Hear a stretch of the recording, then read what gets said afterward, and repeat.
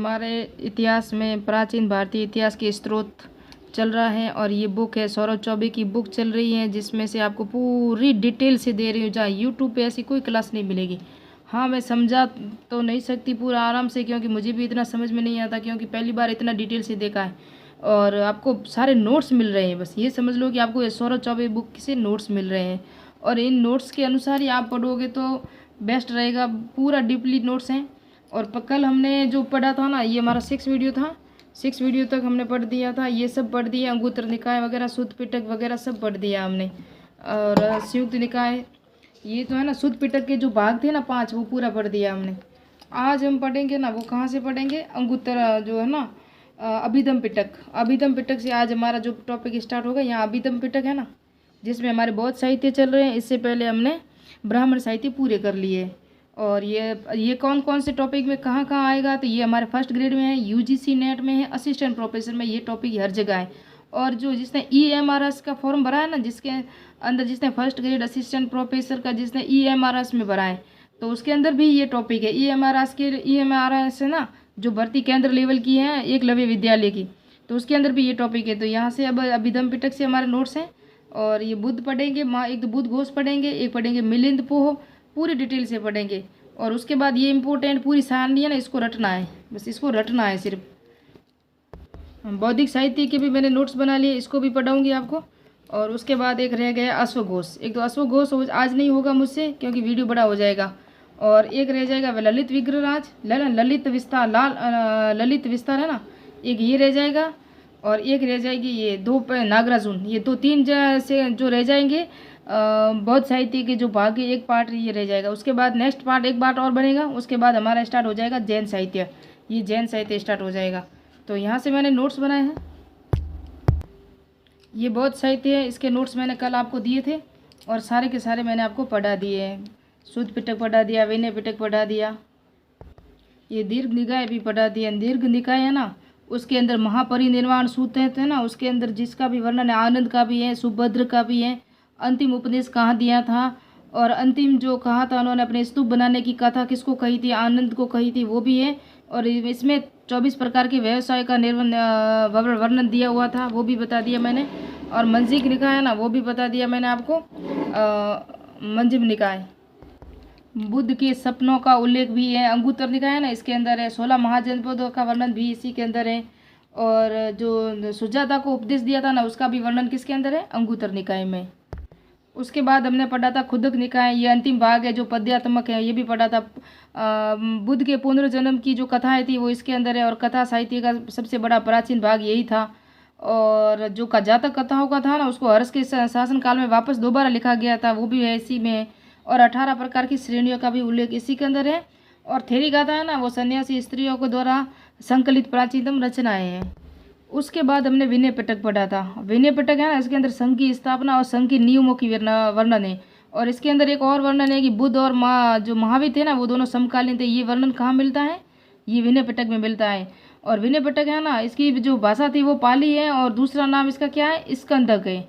और विनय पिटक के कितने भाग थे, 4 थे, विभंग, स्कंद और पातिमोक्ष और परिवार, 4 भाग थे, है ना। और उसके बाद इसके अंदर थे ना जो महाभग और चुलुवग, 2 जो थे ना, उसके अंदर महाभग था ना, उसके अंदर गृहस्थ पुरुष है ना, उसके नियम थे। और चुलुवग था ना, उसके अंदर गृहस्थ स्त्रियाँ थी ना, उसके नियम दिए गए थे। और इसी के अंदर एक चुलुवग है ना, ये चुलुवग, इसके अंदर दिया हुआ था कि पहली और दूसरी बौद्ध संगीति का जो वर्णन है और भिक्षुनियों के संघ की जो स्थापना हुई थी ना, वो वंग में इसका वर्णन है, ये देख सकते हो।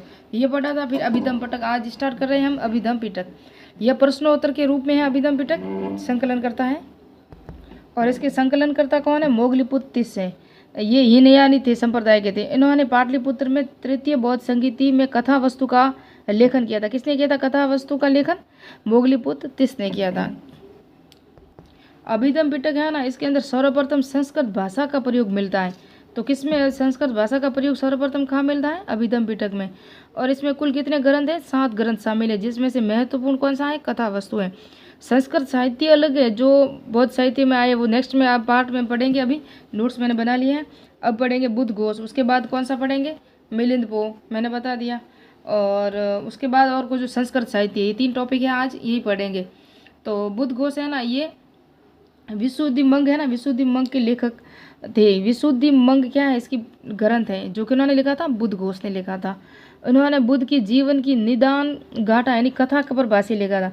तो बुद्ध की जीवन कथा थी ना, उसके अंदर किसने भाष्य लिखा था, बुद्ध घोष ने लिखा था। बुद्ध का जीवन चरित्र सर्वप्रथम निदान कथा में ही मिलता है।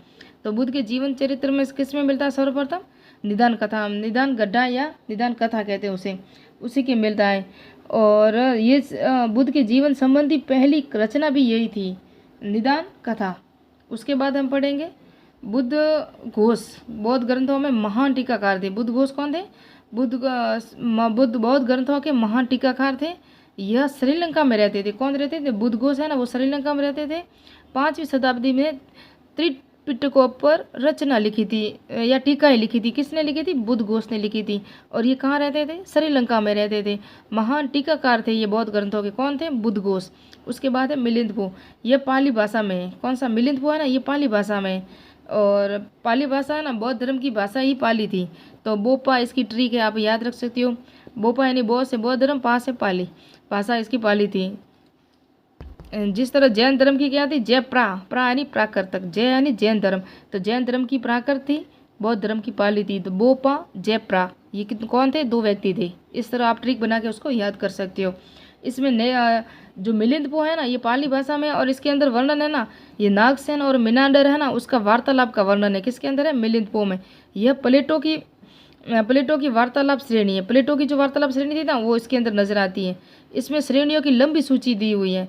तो श्रेणियों की सबसे ज़्यादा लंबी सूची किसमें दी हुई है, मिलिंद पो में।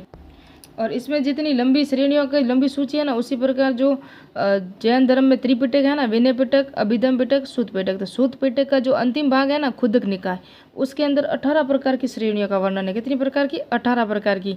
जबकि मिलिंद पो में इसमें लंबी सूची दी हुई है। इसी तरह याद रखना आप। और इसमें नागसेन के साकल नगर की समृद्धि का वर्णन किया था इसने, नागसेन ने।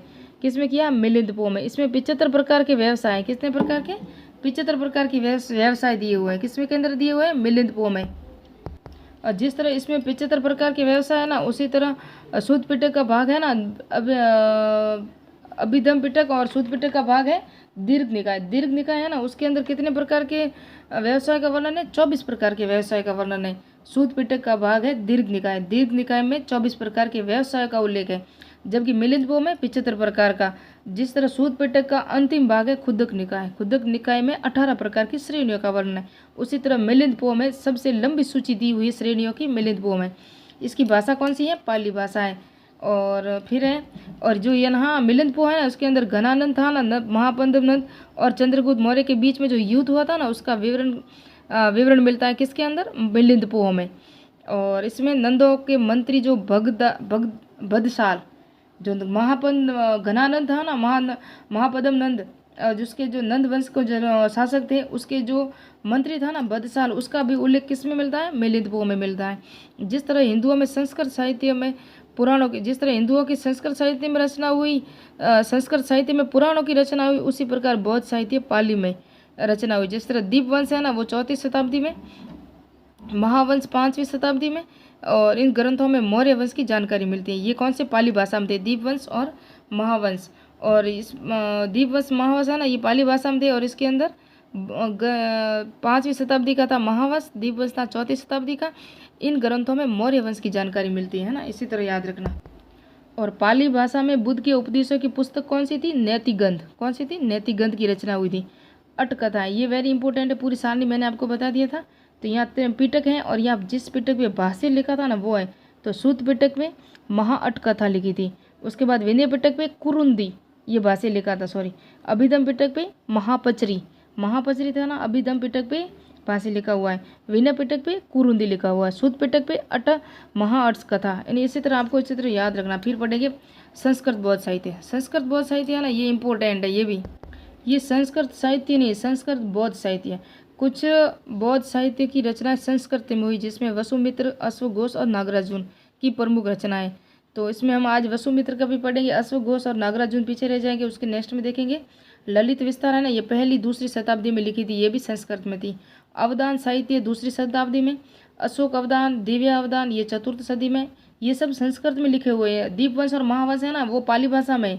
जबकि अशोक अवदान, दिव्य अवदान है ना, ये संस्कृत भाषा में महावस्तु प्रथम शताब्दी की है। आदि महायान उदय के साथ ही संस्कृत का प्रयोग हुआ था। महायान जो दो संप्रदाय थे ना, जैन बौद्ध धर्म के महायान और हीनयान, दो संप्रदाय में बटा था ना, तो महायान संप्रदाय जो बढ़ा ना, उसके साथ संस्कृत भाषा का प्रयोग होने लगा था। 32 प्रकार की लिपियों का उल्लेख है महावस्तु में मिलता है। महावस्तु हीनयान और महायान दोनों के बीच का सेतु था। महावस्तु जो ग्रंथ था। अवदान कथा है। अवदान कथा में बुद्ध व अशोक का वर्णन मिलता है। तो बुद्ध और अशोक का वर्णन कहाँ मिलता है? अवदान कथा में। संस्कृत बौद्ध ग्रंथों में श्री धर्म पिटक, निदान सूत्र, संयुक्त रत्न पिटक और कल्पना मंडिटिका का चीनी भाषा में अनुवाद हुआ था। तो ये इंपॉर्टेंट है। संस्कृत बौद्ध ग्रंथों में श्री धर्म पिटक, निदान सूत्र और संयुक्त रत्न पिटक और कल्पना मंडिटिका का चीनी भाषा में अनुवाद से पता चलता है कि कनिष्क का पूर्वी और उत्तरी भारत में विजय की जानकारी मिलती है। तो कनिष्क की जो जानकारी मिलती है ना, जो चीनी भाषा में इसका अनुवाद हुआ था, ये बौद्ध ग्रंथ थे और संस्कृत भाषा में लिखे हुए थे। बाद में इसका चीनी में अनुवाद हुआ और उसके अंदर हमें पता चलता है कि कनिष्क था ना, उसका पूर्वी और उत्तरी भाग में उसके भारत में विजय प्राप्त की थी। तो ये कनिष्क की जानकारी मिलती है। और कल्पना मंडिटिका से ज्ञात होता है कि भारत विजय के पश्चात कनिष्क ने मध्य एशिया में खोतान की विजय प्राप्त की थी। तो खोतान की भी विजय प्राप्त की थी उन्होंने, किसके अंदर मिल रहा है? कल्पना मंडिटिका में। जबकि उत्तर भारत और पूर्वी भारत पे विजय प्राप्त की थी कनिष्क ने। ये भी कनिष्क है। कनिष्क ने मध्य एशिया में खोतान की विजय प्राप्त की थी और उत्तर और पूर्व भारत पे जो कनिष्क ने विजय प्राप्त की थी उसका वर्णन हमें मिलता है श्री धर्म पिटक, निदान सूत्र, संयुक्त रत्न पिटक, कल्पना मंडिटिका। कल्पना मंडिटिका में दोनों वर्णन मिलते हैं और उन साहित्यों में भी मिलता है। तो वसुमित्र का विभाषा शास्त्र, ये विभाषा शास्त्र है ना, इसका ग्रंथ है। किसका है? वसुमित्र का। संस्कृत में लिखित यह बौद्ध धर्म का लघु विश्वकोश है। क्या है? लघु विश्वकोश है। इसे बौद्ध ग्रंथ, बौद्ध धर्म का बाइबल भी कहते हैं। किसको? विभाषा शास्त्र को।